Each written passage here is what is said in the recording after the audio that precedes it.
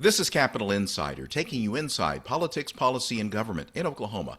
I'm Dick Pryor with Quorum Call publisher Sean Ashley. Severe storms on July 4th caused extensive tree and property damage in Cleveland County, and tens of thousands of central Oklahoma residents lost power for an extended period of time. Coincidentally, on Tuesday, Attorney General Gentner Drummond filed another lawsuit against an insurance company operating in Oklahoma. This time, it's Allstate. Sean, what is Drummond alleging? Like in the lawsuit against State Farm filed in June, Attorney General Drummond alleges Allstate used internal policies to deny or underpay valid storm-related claims across the state. Specifically, the lawsuit alleges Allstate implemented an internal program referred to as the Disaster Payment Minimization Scheme that was designed to reduce claim payments and increase corporate profits. In December, the Department of Mental Health and Substance Abuse Services announced it would seek requests for proposals to improve access and treatment in the state. What is the department doing? The department is privatizing the services provided through its Certified Community Behavioral Health Clinics, CCBHCs, in 4 specific regions of the state. Rather than clinics operated by the department, Family and Children's Services will provide CCBHC services in Cleveland County. Grand Mental Health will be responsible for services in the Panhandle and 9 northwestern Oklahoma counties.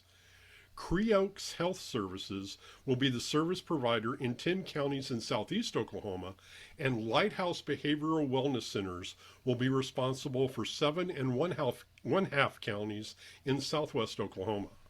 The process for awarding these contracts was affected by a state law passed in 2019. Why is that important? The contracts are not subject to review or approval by the department's board, which was made advisory rather than governing back in 2019. That's when the legislature gave the governor the authority to appoint the Department of Mental Health and Substance Abuse Services Commissioner and the executive director of 4 other state agencies. The department's board last met in April, well before these contracts were awarded, and it canceled its late June meeting. Now, the current commissioner of Mental Health and Substance Abuse Services could be replaced, as well as the directors of those 4 other agencies, when a new governor is elected in November and takes office in January. Senate President Pro Tem Lonnie Paxton has approved almost 100 interim studies to be conducted before the start of the next legislative session. Speaker of the House Kyle Hilbert will announce studies he's approved by July 24th.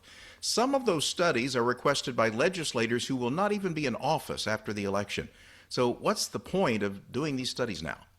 Well, first of all, unlike Congress, which mixes in hearings on certain subjects along with its consideration of legislation, the Oklahoma legislature operates in a very segmented fashion.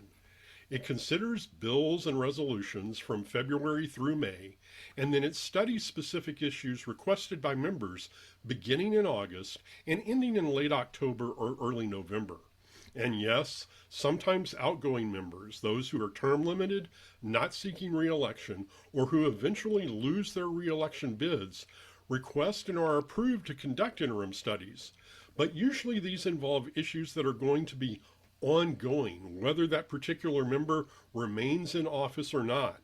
And it then gives other members the opportunity to be the banner carrier for that issue. They have additional information and can propose new legislation when the next legislative session rolls around. When voters go to the polls in November, they will see Republican candidates listed first on the ballot. There's a reason for that and a process to determine the order that you know very well. Yeah. State law requires a drawing to be held to determine the ballot order for political parties and independent candidates for the general election. That drawing was conducted Wednesday. Republican Party candidates will be listed first, followed by Democratic Party candidates, then Libertarian Party candidates, and any independent candidates will then be listed last. And yes, I am familiar with that process. In addition to covering the drawings over the years, the state election board asked me on a couple of occasions as an impartial observer to draw the party names from the box to determine the order. So if a listener's preferred political party was not listed first, that was my fault. Okay, but not this year. Not this year. All right. Thank you, Sean.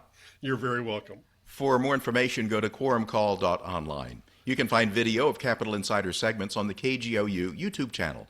Audio and transcripts are at kgou.org. And look for Capital Insider where you get podcasts. Until next time, with Sean Ashley, I'm Dick Pryor.